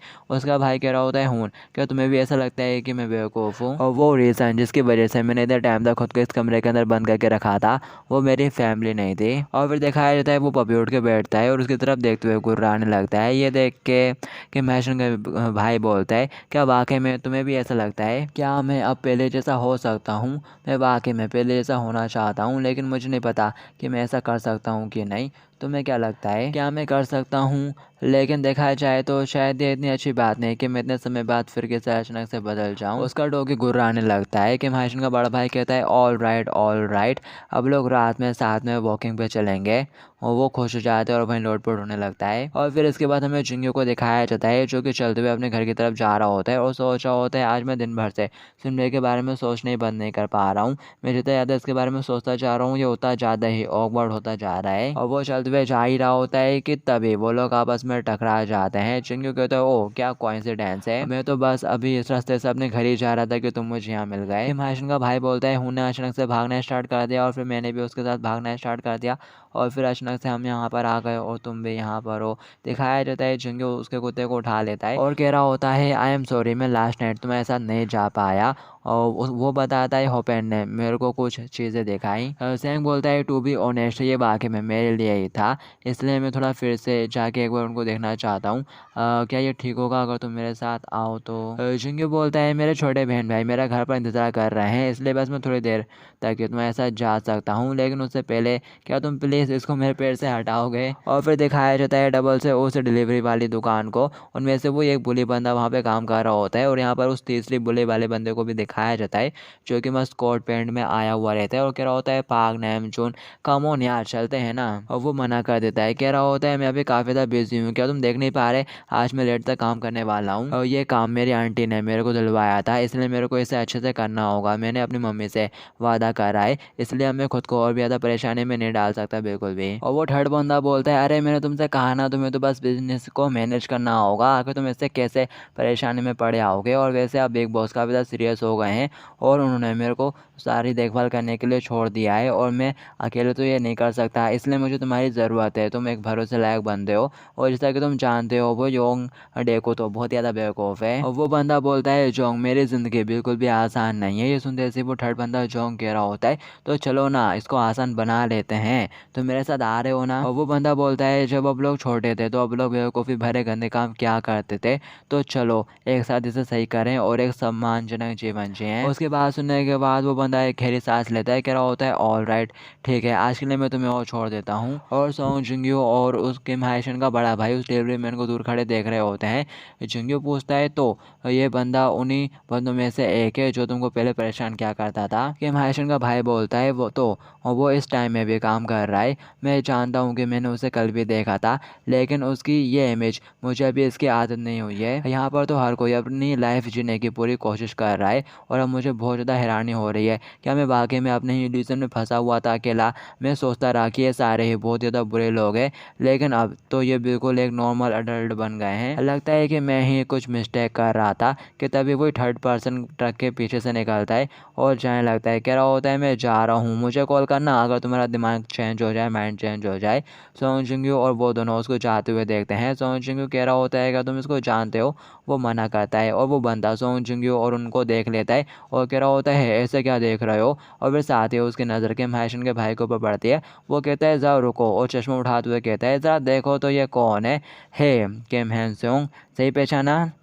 और वो बंदा बोलता है तुम किम हैंग संग हो क्यों, मैंने बिल्कुल सही कहा ना, क्या तुम मुझे पहचान नहीं पा रहे, ये मैं हूँ पार्क जोंग, अपन दोनों एक ही स्कूल में थे। जिंग्यू पूछता है क्या तुम इस बंदे को जानते हो। दिखाया जाता है संग काफ़ी घबरा जाता है क्योंकि उसने उसको पहचान लिया होता है, वो बीच वाला बंदा है। तो दिखाया जाता है वो बोल रहा होता है आखिर तुम इस तरह से क्यों नाटक कर रहे हो जैसे कि तुम मुझे नहीं जानते, मैं प्रटी श्योर हूँ कि तुम मुझे जानते हो, क्यों काफ़ी लंबे टाइम बाद मिले अपन लोग। दिखाया जाता है वो कभी तक घबरा जाता है, कह रहा होता है नो नो तुमसे कोई मिस्टेक हो गई है। दिखाते उसको इस तरह से चिल्लाते देख पार्क भी घबरा जाता है और फटाक से अपना गार्ड अप कर लेता है, कह रहा होता है सिटी स्टारलेट ये मेरे ऊपर चिल्ला रहा है, लेकिन तो रुको ये बंदा। और फिर तभी दिखाया जाता है और जो कि हिंसक रहता है ना वो वहीं खड़ा खड़ा कांपने से लगता है, डर लग रहा होता है उसे और उसका पपी गुर्रा रहा होता है। दिखाया जाता है चुंगी बोलता है क्या हुआ और वो भी सोच रहा होता है ज़रा देखो तो इस बंदे की तरफ, ये तो पहले से भी ज़्यादा बेकार हो चुका है। और पार्क को समझ में आ जाती है कि इसकी बिल्कुल फट रही है मेरे से, तो वो आगे बढ़ते हुए कहता है कि भाई संग ये तुम ही हो ना, तुमने तो हमें काफ़ी बार पीटा है हराया है, तो आगे तुम इतना ज़्यादा डरे क्यों हो। जबकि वो घबरा जाता है, कह रहा होता है नहीं नहीं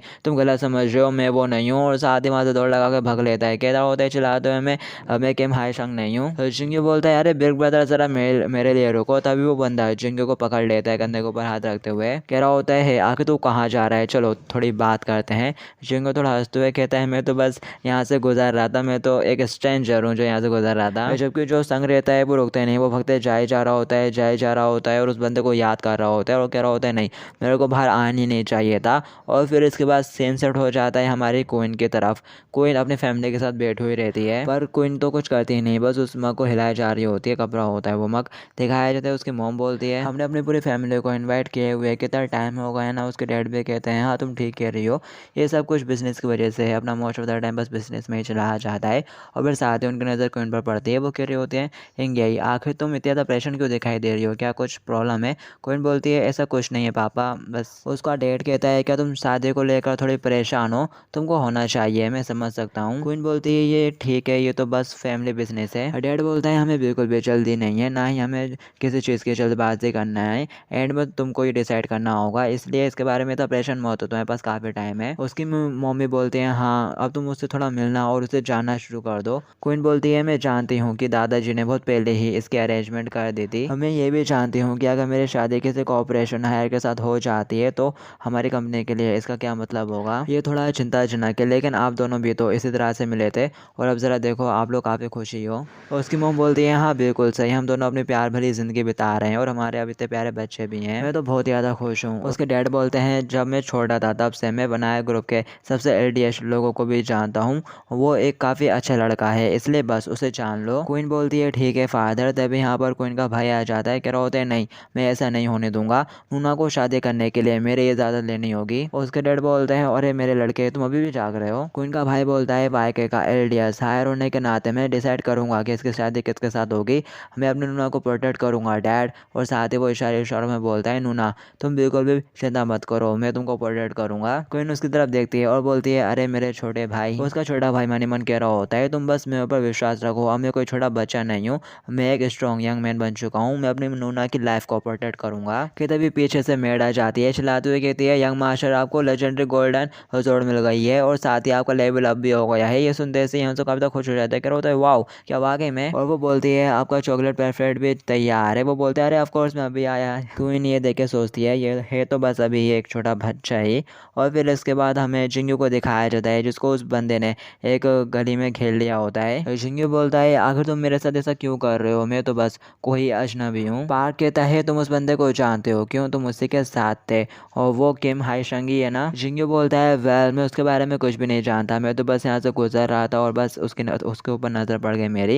ये सुनते से पार्क गुस्सा हो जाता है, कह रहा होता है यू लिटिल और साथ ही उसमें एक जोर का लगा देता है और कह रहा होता है मैंने सोचा कि मैं तुमसे अच्छे से बात करूं क्योंकि तुम तो बस एक स्टूडेंट ही हो, लेकिन अब तुम मेरा दिमाग खराब कर रहे हो। और फिर साथ ही वो उसको और मारता है और कह रहा होता है जल्दी से बता वो कौन है, क्या तुम मेरे को जानते नहीं कि मैं कौन हूँ, मैं तेरी पूरी लाइफ डिस्ट्रॉय कर दूंगा मगर मेरे को गुस्सा दिलाया तूने। और जिंगू को थोड़ा पीटने के बाद वो फिर से जिंगू से पूछता है तो अब मेरे को जवाब दो वो किम हैन संगी था ना। जिंगू बोलता है मैं वाकई में कुछ नहीं जानता, प्लीज़ मेरे को जाने दो, मेरे घर पे छोटे छोटे दो भाई बहन है जो मेरा इंतजार कर रहे हैं। पार्क कहता है जरा देखो तो इस लड़के को। और फिर साथ ही वो अपना कोड उतारने लगता है, कह रहा होता है तू ऐसे नहीं मानेगा, तू अभी भी मेरे से झूठ बोलने की कोशिश कर रहा है, आखिर तू कौन से स्कूल में जाता है, तेरी सोशल लाइफ पूरी बर्बाद हो जाएगी एंड हो जाएगी जब मैं अपने लोगों से बोल दूंगा, इसलिए तेरे भले के लिए कह रहा हूँ, अच्छे से पूछ रहा हूँ जल्दी से बता। पर जिंगू आगे से कुछ नहीं बोलता तो उसका और दिमाग खराब होने लगता है, कह रहा होता है यू लिटिल फंकिंग किड, चलो अब मैं तेरे को बहुत बुरी तरह से पीटता हूँ तब तेरे को समझ में आएगी क्यों। कि तभी सॉन्ग जिंगू एकदम से आगे बढ़ता है और उसके पेट में एक जोर का मुक्का मार देता है। पार्क की पूरी हालत खराब हो जाती है, वो वहीं पे सुकड़ के गिर जाता है क्योंकि सॉन्ग जिंगू ने उसके पैर में लात मार दी होती है तो वो गिर पड़ता है वहीं।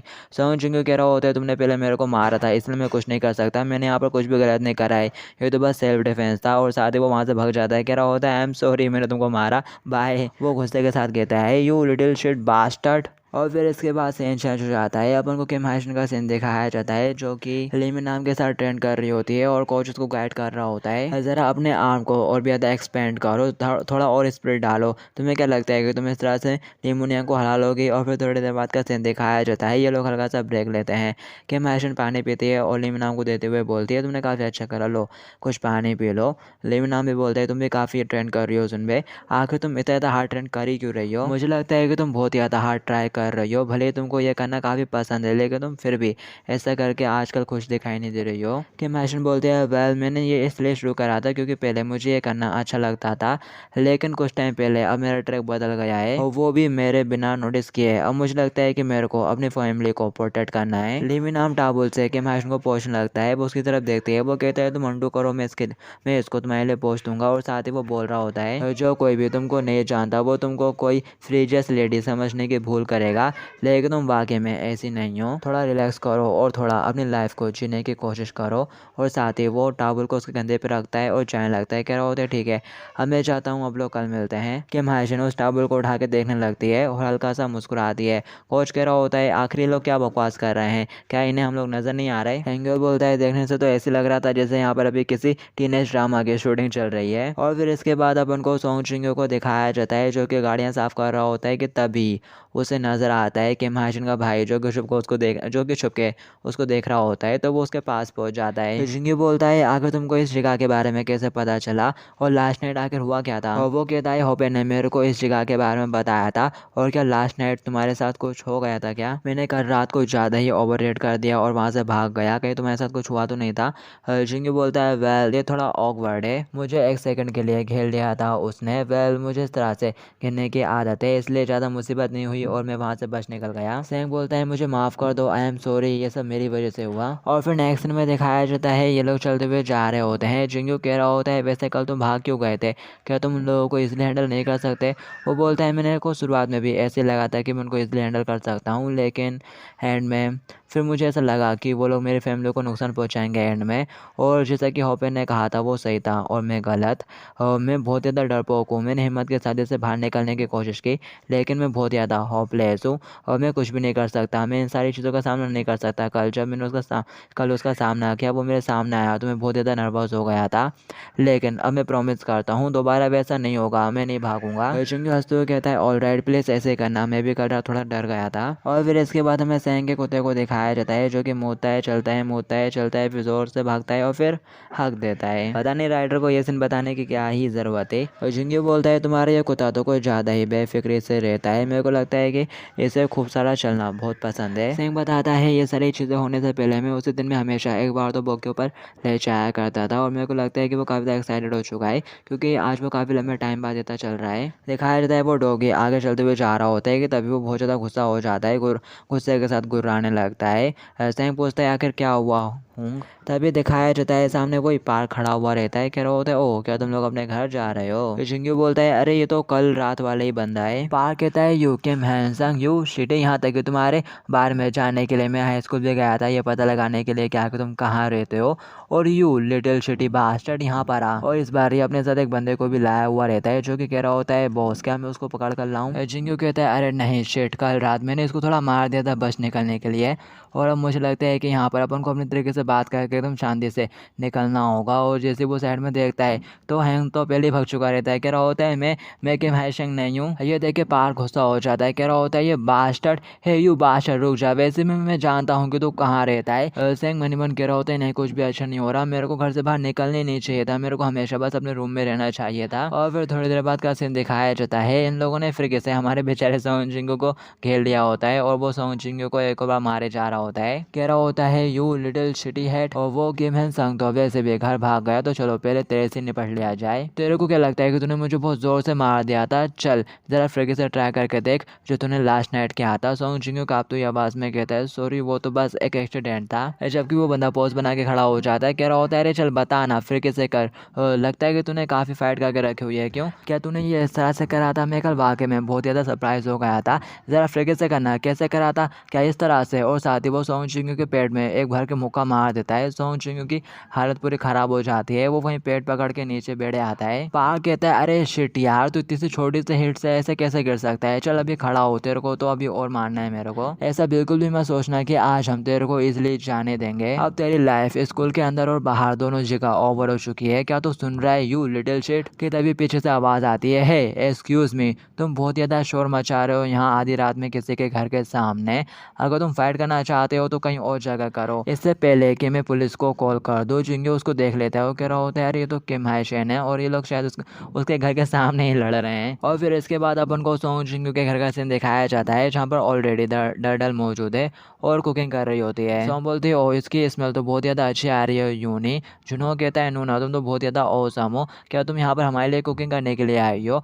डर्डल बोलती है हाँ बिल्कुल, ऐसा नहीं है कि मेरे पास करने के लिए कुछ भी नहीं है क्योंकि मेरे सोंग जिंगू ने कहा कि कार धोने की जगह पर काफ़ी लोग हैं, इसलिए मैं बस इस तरह से उसकी मदद करने की कोशिश कर रही हूँ। क्यों मैं काफ़ी अच्छी लड़की हूँ ना? चश्मे वाला बंदा कहता है तो तुम फिर मुझे यहाँ पर मदद के लिए क्यों लेकर आ गई? अगर उन्हें पता चला कि हमने खाना पकाने के लिए इक्विपमेंट उधार लिए हैं तो तुम काफ़ी बड़ी मुसीबत में पड़े आओगे। डर्डल बोलती है मैंने ऐसा इसलिए किया क्योंकि इस जगह पर कोई ढंग का चाकू भी नहीं है और अब ऐसा भी नहीं है कि तुम्हारे पास करने के लिए कुछ हो, वैसे भी तुम्हारा तो कोई बॉयफ्रेंड भी नहीं है। जुनहो बोलता है नूना तुम्हारे कुकिंग बहुत ज़्यादा औसम है, तुम बेस्ट हो नूना। दिखाया जाता है अब ये सुन के डैडल इरिटेट हो जाती है, कहती है जुनो तुम वाकई में अब तुम्हारा बहुत ज़्यादा हो रहा है, स्टॉप इट। दिखाई देता है वो दोनों बच्चे घबरा जाते हैं। जुनो कह रहा होता है आखिर क्या गलत हुआ नूना, क्या मैंने कुछ गलत कर दिया? डैडल बोलती है तुमने कितनी बार मेरे हाथों से बनाया हुआ खाना खा चुका है, ये सही है ना? सिर्फ एक बार नहीं, 2 बार नहीं, मैं तुम्हारे लिए बहुत आगे तक बढ़ चुकी हूँ। तो क्या अब टाइम नहीं आ गया है कि तुम मुझे भाभी कहना शुरू कर दो? ये सुनते से जुनो कहता है अरे मैं तो तुमको पहले ही अपने मन में सैकड़ों बार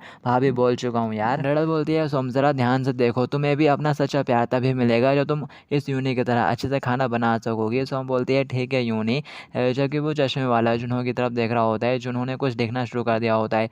वो ज़रा उसके पास आता है और सोचता है क्या ये कोई आर्ट होमवर्क है? मुझे याद है जब मैं इस उम्र का था तो मुझे भी मिलता था। और जैसे वो देखता है तो वो काफ़ी ज़्यादा चौंक जाता है। असल में जुनहो यहाँ पर कौन सा जिंगू के लिए ज़्यादा अच्छी वाइफ बनेगी उसके हिसाब से रेटिंग कर रहा होता है। Categories financial abilities, beauty, kindness और सेक्सीनेस, और इन दोनों में ही क्वीन और डैडल होते हैं। और ये कॉम्पिटिशन क्वीन नूना और डैडल नूना के बीच में है। और इसने यहाँ पर दोनों को पॉइंट दे के रखे हुए रहते हैं और वो अभी भी पॉइंट चढ़ा रहा होता है और कह रहा होता है ओ ये तो काफ़ी ज़्यादा क्लोज आ चुके हैं। और वो बहुत ज़्यादा सीरियस होता है। ये देख के वो चश्मे वाला घबरा जाता है, कह रहा होता है ये तो बहुत स्कैरी लग रहा है। और फिर इसके बाद अपन को डबल से कि महेशन के घर का सीन दिखाया जाता है। पार कह रहा होता है ही क्या कहा तूने जब सभी मुझसे कि महेशन बोलती है मैंने कहा कि अगर तुझे फाइट करनी है तो कहीं और जाकर कर, इससे पहले कि मैं पुलिस को कॉल कर दूँ। पार्क देखता है कि महेशन की तरफ, कह रहा होता है तुम लड़की और साथ ही उससे याद आ जाता है, कह रहा होता है अरे मुझे याद आया तुम तो किम हैन संग की रिडल सिस्टर हो। अपने भाई का नाम सुन के वो भी काफ़ी चौंक जाती है और मुड़ते हुए कहती है क्या तुम मेरे बिग ब्रदर को जानते हो? पार्क कहता है ऑफ कोर्स मैं उसे काफ़ी अच्छे से जानता हूँ, अब मैं श्योर हूँ, मुझे याद आया मैंने अपने कुछ लड़कियों से कहा था तुमको परेशान करने के लिए यार, अब तो तुम काफ़ी बड़ी हो गई हो। सॉन्ग जिंगू कहता है अरे शिट ये सिचुएशन तो अब और भी ज़्यादा बदतर होती जा रही है। पार्क कहता है तुमको ऐसा स्पोर्ट खेलती थी और बाकी लड़कियों से ज़्यादा क्यूट दिखने की कोशिश करती थी। मुझे लगता है कि ये मिडिल स्कूल का टाइम था जब मैंने उन लड़कियों से कहा था तुम्हें थोड़ा बुली करने के लिए, डराने के लिए। क्या तुमको कुछ याद आया? इस तरह का एक्सीडेंट होने के बाद वो कि मैनसोंग हमारे साथ खिलवाड़ करने के बिल्कुल भी हिम्मत नहीं करेगा। ये सोचकर मैंने उन लड़कियों से कहा था तो अब लोग आखिरकार फिर मिल रहे हैं। कि महेशन उसकी तरफ बढ़ती है और बोलती है मुझे लगता है कि तुमने जिन लड़कियों से मुझे परेशान करने के लिए कहा था तुम बाद में उन लड़कियों से जाकर नहीं मिले। क्यों? असल में तुमको तो इसका मौका ही नहीं मिला होगा क्योंकि मैंने उन सभी को हॉस्पिटल में पहुंचा दिया था। और जहाँ तक मुझे याद है एक छोटे से ग्रुप से अपमानित होने के बाद उसने वाकई में स्कूल जाना छोड़ दिया, स्कूल नहीं गया वो। इसलिए मुझे हमेशा से लगता था कि मेरा भाई एक बहुत ही बड़ा बेवकूफ़ है, लेकिन अब मुझे लगता है कि वो अकेला नहीं है। अगर तुम जैसे बेवकूफ़ों का ग्रुप उसे बुली क्या करता था। ये सुनते से पाक गुस्सा हो जाता है, कहता है क्या कहा तूने? और साथ में उसके साथ में जो बंदा रहता है ना वो भी काफ़ी ज़्यादा गुस्सा हो जाता है, कहता है तू छोटी कुतिया, क्या तू हमारे बॉस से चावल लड़ने की कोशिश कर रही है? मैं तुझे अच्छे से चुप कर दूंगा। और साथ ही वो आगे बढ़ता है कि तभी सॉन्ग जिंगू पीछे से उसके पैर के ऊपर एक जोर की लात मार देता है घुटने पे। कि महेशन देख लेती है, कह रही होती है अरे सॉन्ग जिंगू तुम यहाँ पर क्यों हो? जिंगू बोलता है कि महेशन अपन को जल्दी से यहाँ से निकलना होगा। कि महेशन बोलती है आखिर ये क्या बकवास है, तुम हमेशा हमारे घर के आसपास क्यों मंडराते रहते हो? जिंगू कहता है ये एक बहुत ही लंबी कहानी है, पहले अपन को यहाँ से बाहर निकलना होगा, बाद में बताऊंगा। वो ये देख के काफ़ी हैरान हो जाता है, कह रहा होता है आखिर तू परफेक्टली ठीक कैसे है, मैंने तो तुझे एक जोर का मारा था। कि महेशन उसकी तरफ देखती है और कहती है क्या वाकई में इसने तुमको मार दिया? सॉन्ग जिंगू कहता है अरे मैं तो बस नाटक कर रहा था, नहीं तो तुम सोचो ज़रा क्या मैं उस जैसे बेकार हिट से डाउन हो सकता हूँ? ना जाने पता नहीं मैंने इसके जैसे कितने हिट खाए होंगे, लेकिन जो मूनयांग सुनबे के हिट्स है उसकी बात अलग है, वो इससे कहीं ज़्यादा खतरनाक है, तो आखिर में इससे कैसे डाउन हो सकता था? यह सुनते से वो बंदा गुस्सा हो जाता है, कह रहा होता है यू लिटिल शिट, और अपने कार के पीछे वाली डिग्गी खोल देता है और उनमें से बेड निकाल के खड़े हो जाते हैं दोनों। पार कहता है यू लिटिल शिट हेड कि हम लोग तेरे को कोई पड़ोस के गुंडे नजर आते हैं, मैं तो ऊपर बिल्कुल भी इजी नहीं जाऊँगा जस्ट बिकॉज क्योंकि तुम दोनों बहुत ज़्यादा छोटे हो, अब तो तुम मरोगे। वो दूसरा बंदा भी कह रहा होता है अब मैं तुमको दिखाऊंगा कि आखिर हम लोग हैं कौन। पार्क बोलता है मैं यहाँ पर किम हैन सेक्स से मिलने के लिए आया था और तुम लोगों को ठिकाने लगाने के बाद मैं खुद अंदर जाकर उसे घर से खींच के बाहर निकालूंगा।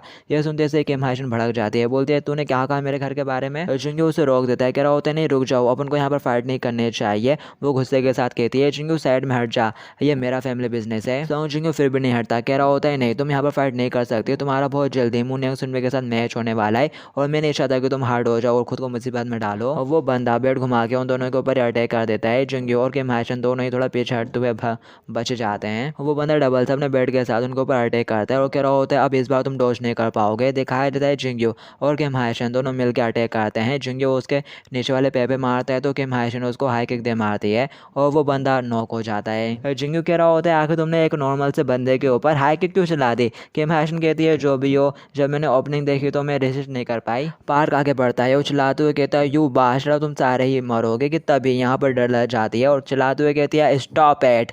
जिंग्यो सुन लेता है और कह रहा होता है अरे ये आवाज़ ये तो डडल सुनबे की है। और फिर दिखाया जाता है डडल गुलाटियाँ मार के बहुत तेज़ी से यहाँ पर आ रही होती है और गुस्से के साथ कहती है आखिर तेरी हिम्मत कैसे हुई मेरे सॉन्ग जिंग्यो को टच करने की। गाइस इस एपिसोड के लिए इतना ही है, बाकी की स्टोरी आप लोग नेक्स्ट एपिसोड में देखेंगे। जब तक के लिए आप इस एपिसोड के ऊपर अच्छे से कमेंट और लाइक करिएगा ताकि मैं नेक्स्ट एपिसोड बनाने के लिए भी मोटिवेटेड रहूँ। तो ठीक है, अब मैं मिलूंगा इसी के नेक्स्ट पार्ट में फ्री से आप लोगों से। जब तक के लिए टू बी कंटिन्यूड।